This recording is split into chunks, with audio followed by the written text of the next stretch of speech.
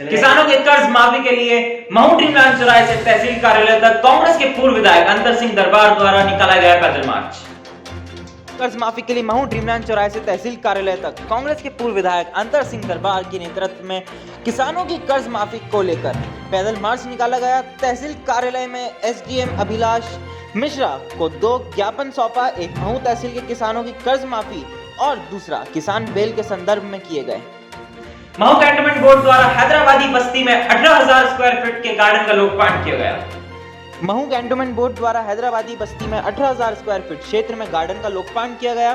साथ ही बस्ती में बनाए जा रहे स्कूल का भी भूमि पूजन किया गया। कैंटोनमेंट बोर्ड द्वारा हैदराबादी बस्ती के लोगों को वार्ड नंबर 5 के पार्षद मुजीब कुरैशी द्वारा क्षेत्रीय लोगों को सौगात दी गई।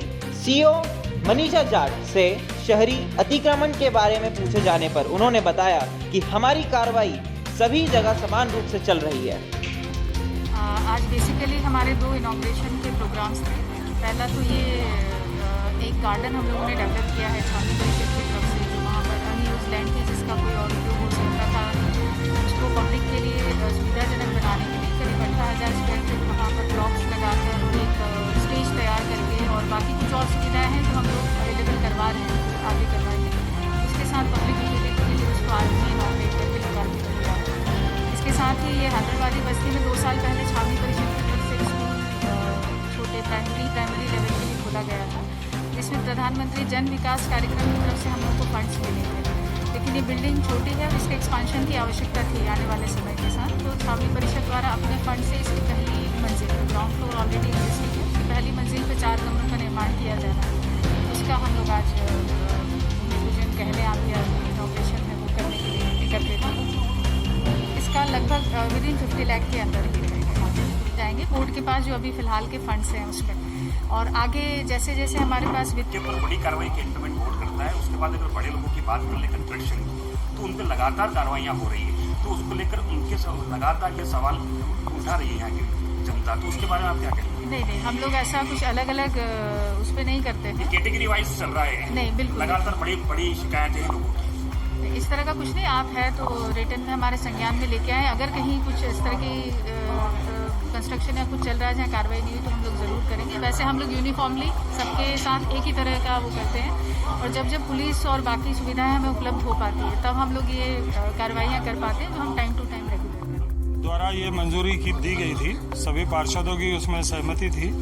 वो गार्डन में जो बनाया गया था वो काफ़ी बड़ी एक ज़मीन थी जिसकी यहाँ आवश्यकता थी, क्योंकि यहाँ के लोगों के पास शादी वगैरह के लिए, घूमने के लिए और भी दूसरे कामों के लिए कोई जगह यहाँ बची नहीं थी। तो इसलिए आवश्यक था कि उस ज़मीन को सुरक्षित रखा जाए और उसके ऊपर किसी तरह का कोई अतिक्रमण भी नहीं हो, और उस काम को पूरा करके हम किसी भी तरह से यहाँ के लोगों के लिए, उनके स्वास्थ्य के लिए हमने पूरा फुटपाथ बनाया है।